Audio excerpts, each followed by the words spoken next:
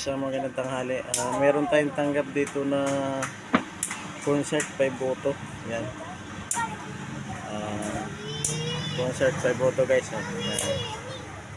Yan yung concert 5 boto. Yan, 5 boto di pala. Ang sira sa atin ito, sa sira nito guys, sunog yung mga piyesa niya guys, sunog yung mga resistor. Ayan oh. Binaklas ko na, ayan. Yan, sunog yan. Mga resistor na sunog yan.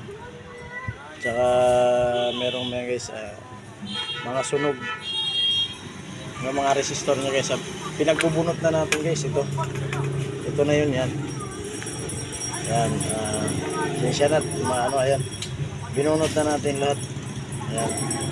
Tsaka yung mga ano niya guys, resistor. Ayan. Ito yung lahat ng mga transistor niya guys. Binunot ko na lahat at papalitan na natin ng bago para wala nang trouble kasi para bago na lahat. Tsaka yan guys, may sira pala dito guys, 3. Ito 2, ito. Tapos yung nandito, yung C, isa. Yan. Yan. Guys, may share lang pala ako guys. Yung napansin ko kasi sa mga concert na 5 boto, 3 klase yung board niya guys. Meron siyang kulay green, meron din siyang brown black. Pero ito guys, ito yung alam ko, ito yung medyo matibay na concert guys kasi kulay brown talaga siya yung board niya. Tsaka napansin ko sa mga ano yan, matitibay, hindi basta-basta nababakbak agad pagka nababad mo sa mga panghinang mo na mataas. Yung iba kasi guys, yung ibang board pag nababad mo lang sa 60 watts na o 40 watts na panghinang, nagbabakbakan na kagad yung mga linya guys. Ito hindi, original guys eh. Ito yung, siguro ito yung pinaka original na board na concert 5 Auto B. Ayan. Ayan guys, ang daming ano, mamaya lilinisin na lang natin yan guys para ano. Guys,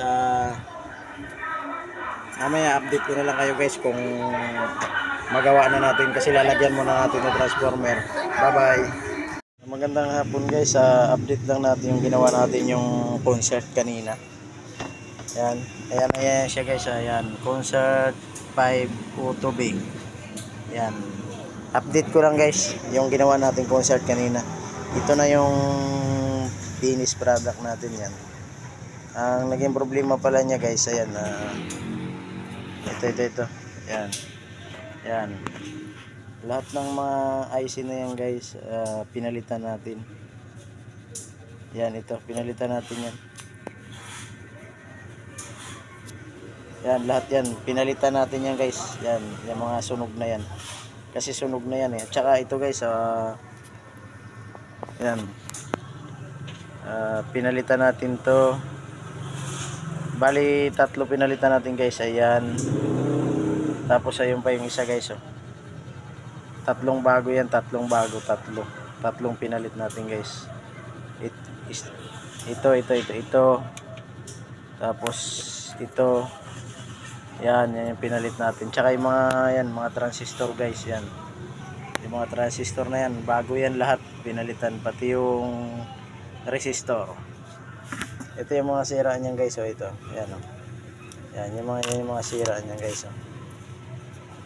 Yan, yung mga transistor niya. Ay, isa pa pala guys, pinalitan ko pala to, ito. Itong 2. Yan, magkasunod. Kasi sira yan guys eh. Open yan guys, wala siyang continuity. Yan ang pinalitan natin. Yan lang yung problema niya ngayon guys. Pero ngayon, okay na siya.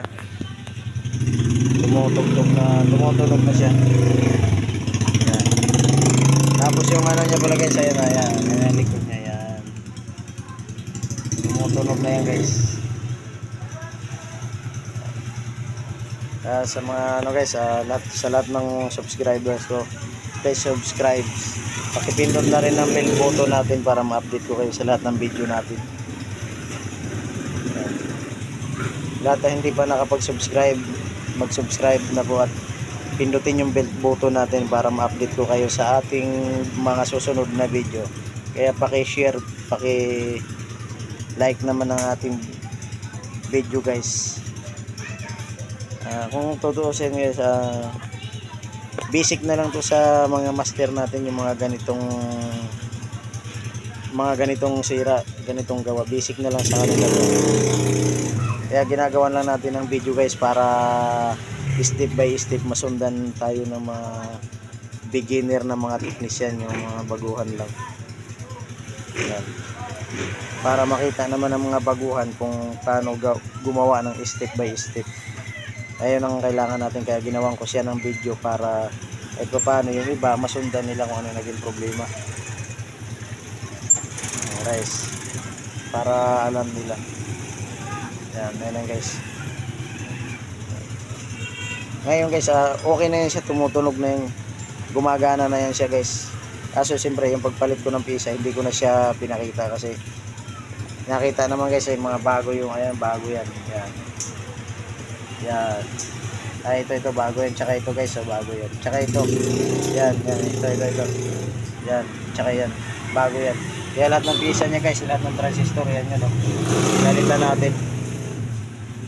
Para sigurado wala nang trouble. Kaya sa lahat ng hindi pa nakapag-subscribe, mag-subscribe na.